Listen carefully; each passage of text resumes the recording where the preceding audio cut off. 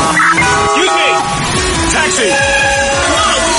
This is the 77 WABC minicast. The Bill O'Reilly, the top nonfiction author, mega broadcaster, and we love him. Bill O'Reilly, so much going on. Take it away, my friend. So we're following a couple of stories, and I question everybody on the LaGuardia story. These are human beings, so don't make any determinations on media coverage. This looks to me like an accident that inevitably happens. We want to know all the facts to it if there was some kind of dereliction, but people far too often jump to conclusions that turn out to be not true. So everybody just pull back a little bit. Now, an Iranian situation, which affects every American, we're getting a mixed situation, and I can't give you any primary source because I haven't talked to Trump in 4 weeks. I did see him from afar on Tuesday in the Irish thing in the White House, but my observational capacity, it's a madhouse there now. It's an absolute madhouse, and it would be in any kind of a violent situation where you're launching tens of thousands of people into military action. I mean, these idiots on television go, when's the end game? When it's going, this is a bunch of I was on Piers Morgan a few hours ago, and he's doing not the same thing, but similar things. He goes, well, they didn't plan for this, they didn't plan for that. And I said, listen, Morgan, I call everybody except Rita by their first name, by their last name. And I said, there has never been a war in history where there hasn't been unintended consequences. They call it the cliché is fog of war. Once you launch, then anything could happen and will, and you don't have control over it.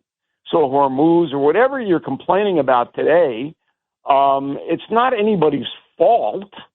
It just happens. If you're going to do stuff like this, then there's going to be a big deficit. It's not like Venezuela where there was a pre-made deal to get this guy the Army was going to set aside. We went over that.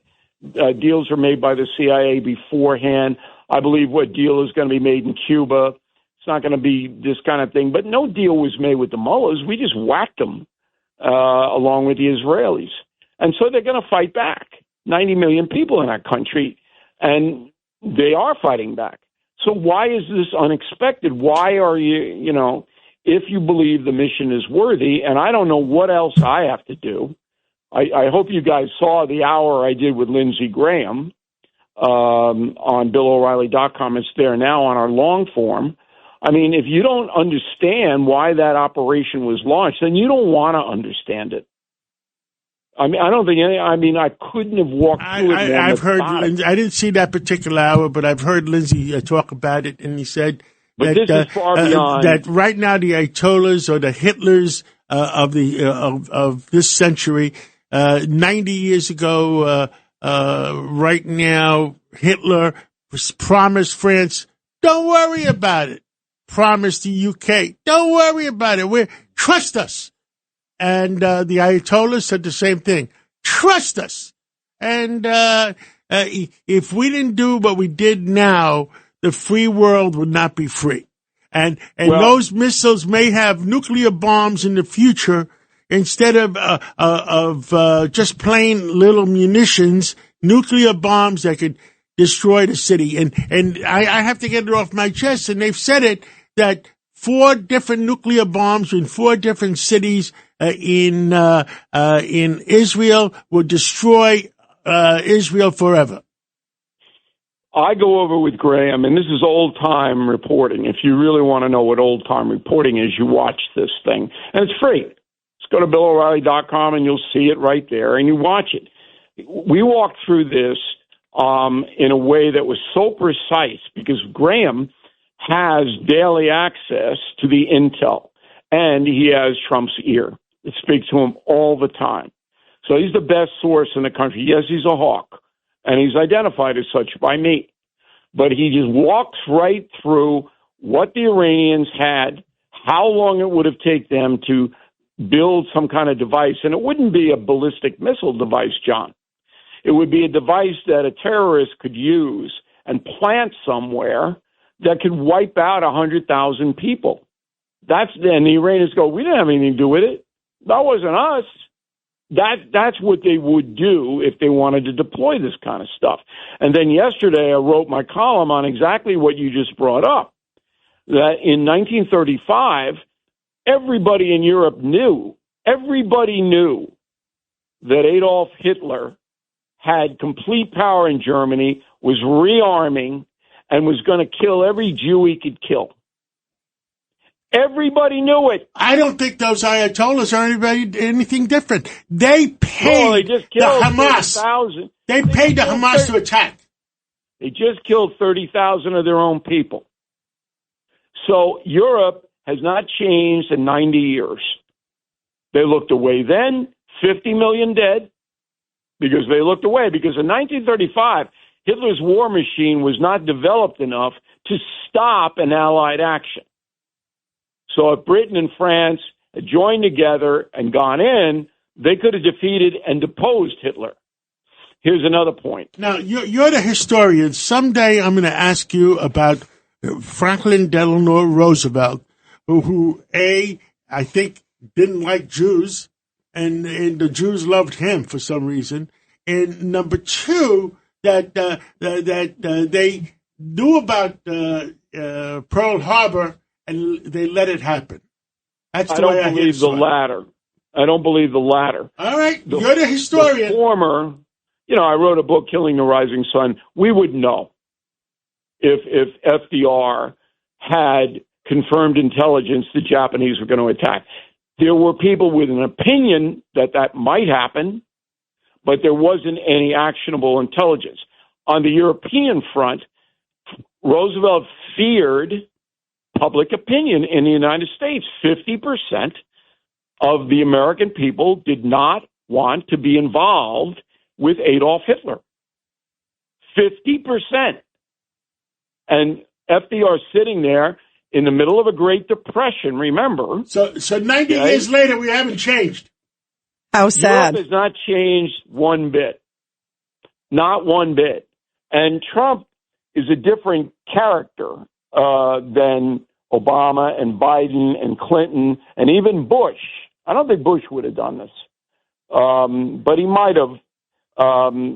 He would be the guy that you would have had a chance for the Israelis to try to persuade. But when Trump got the intel that the mullahs were only 6 weeks away from being able to enrich uranium to bomb strength, when he got that, he immediately went into negotiations, and the mullah said, blank you, we're going to develop what we want to develop. And you don't say that to a guy like Trump. That's not what you do. How many people died in World War II? 50 million. 50 million. In Europe. In Europe alone. Right. 20 million Russians died. Right. Well, Russian casualties. 6 million Poles. 6 million Poles. 6 million Jews. What else? It's huge. Huge. So you have a nuclear capacity from people who have sworn to wipe out Israel and kill Americans. You can't have it. And that's all. And that's it. But the media is the worst, because the media is basically trying to set up that Trump's incompetent and that none of this is true. They're actively working for Iran. And I document that tonight on my television program, the No Spin News. We document that most of the corporate media is rooting for Trump to fail. They want him to fail in this action. And that I have never seen before. Yeah, what do you make, Bill? Just like you said, the media feels that way.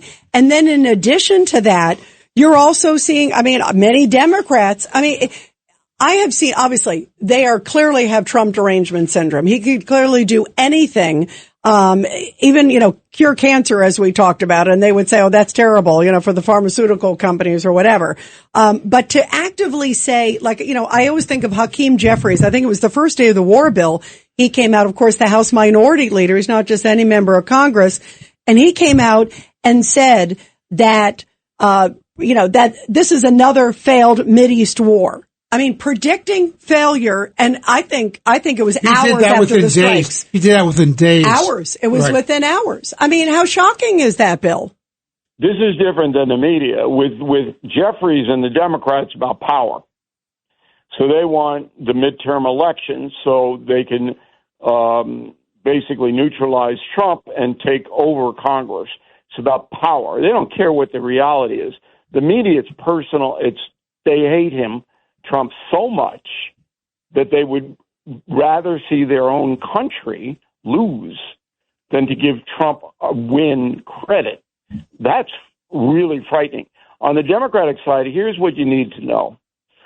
The Democratic Party has basically said, we will not pay for the TSA salaries unless you, the Republican Party and President Trump, sign legislation that says all ICE agents have to have a judicial warrant, and this is in the judge's purview here, in order to take any foreign national into custody. Totally unnecessary. Not unnecessary, ridiculous. No, of course. I mean, it's ridiculous. It's impossible. It delays. Think about what it does. That's why it's the whole purpose of that bill is to delay and jam up the system. Well, it's even more than that. It's to destroy the system because it's impossible. There aren't enough judges in the country, and they couldn't possibly go over 15 million foreign nationals' portfolios. Nobody could do that. So what the Democratic Party is saying is we don't want any enforcement at all by Homeland Security. None. And Bill, we're not going to pay the TSAs unless you agree to that. And look what just happened in Chicago. Another innocent person was murdered by an illegal migrant who wasn't turned over to ICE and released by local authorities into the streets. Look, I don't know whether Americans are going to remember this in November, but it is so outrageous. But the messaging out of the White House isn't strong enough to say what I just said. They could go out tomorrow and say, are you blanking kidding me? This is what they're up to. This is what that party wants. No enforcement at all. And then I think Americans, but that's, you have to serve it up on a platter for Americans to understand it. Bill O'Reilly, we have Rod Blagojevich on later on, that criminal in Chicago that they let go, and it was a migrant and killed that girl from Westchester, and we're going to talk all about it with the former governor of Illinois. Of Illinois, yeah, absolutely. It's another horrific case. Bill, thank you so much, and thank you for the sweet words, Bill. I love you. Thank you, my friend. Thank you. Congrats again, Rita. Thank you. Bye. Thank you so much, Bill. And, thank you. You know, he's a true historian. I enjoy talking He is. He's to him. great. Absolutely. Yeah, Love having him on. I did think my intelligence people tell me that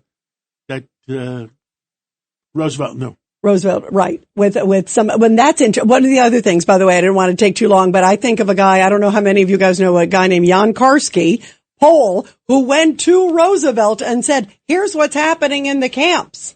And nothing happened after the meeting. And he showed them intelligence. I'm telling you, this is what's happening in these Nazi horrific concentration camps. Roosevelt refused to bomb the trains. Exactly.